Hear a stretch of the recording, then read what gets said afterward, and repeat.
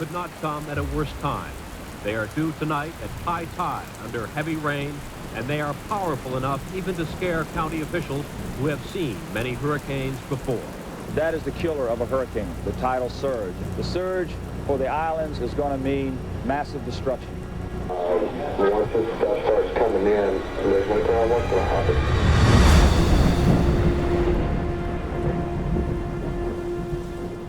One way to see how large and powerful a storm Hugo is to look at it from above. The eye is 20 miles across, winds gusting up to 135 miles an hour extend out 140 miles from the center of the storm, and gale force winds reach out as far as 250 miles. I've never seen a hurricane at that level before. So when it was said that we were going to have a hurricane at that level, I took it lightly. On that afternoon, I watched the Weather Channel a lot, and as the time passed, they kept saying, you need to leave, evacuate, anybody east of 17, evacuate, over and over. And then they were saying it's the last minute. And then they were saying it's beyond the last minute. That did not sound good, beyond the last minute. All residents who have a place to go, or who have relatives or friends inland, or who can go to an inland hotel or motel, are urged to leave tonight. The Weather Channel went off and it was going red like this. That was kind of scary, yes, it was. Well, it's just a dangerous situation, and we're really afraid we're going to lose everything. We didn't want to leave, but since the police came by the third time and said we should leave, we left. So about 8 caravans of cars took off and went to Manning. We stayed in a motel. It had like a center place where you could put your cars, and the people that put their cars in there got them ruined.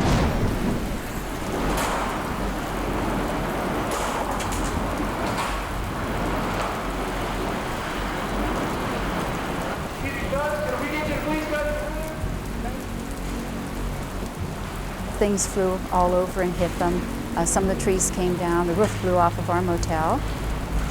I saw the trees leaning down toward the ground and coming back up. And it was a little fight.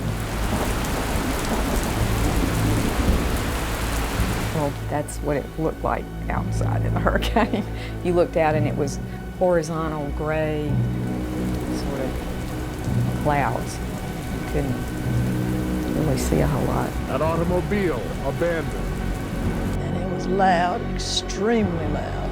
Like an engine coming, a freight engine.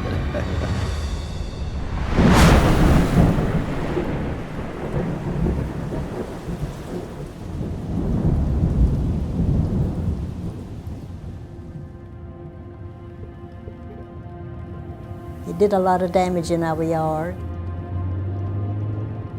And all the lights went out on our street. But I was lucky I had a gas stove so I could cook.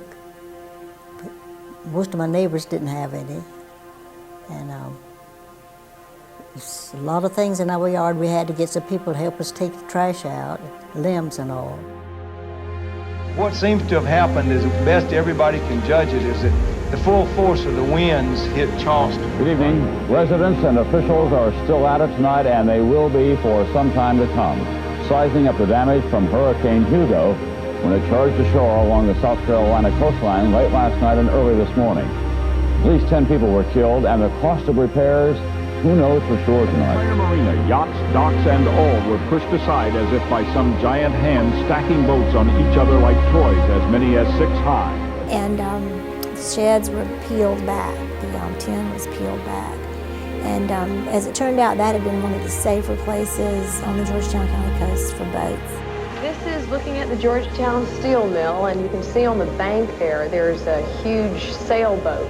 Well, I had to find a new place to live, and then I was in college, so didn't have any money, so it took a long time to get like the stuff back. We'll need a lot of four-wheel drive vehicles. We'll need a lot of trucks and anything that can help move or get into areas that will be covered with a lot of water.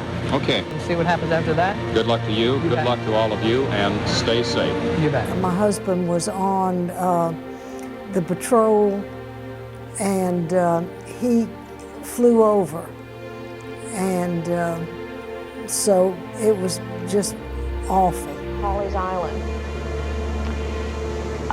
About 10 homes were just as if a bomb had gone off. It looked like Hiroshima or something.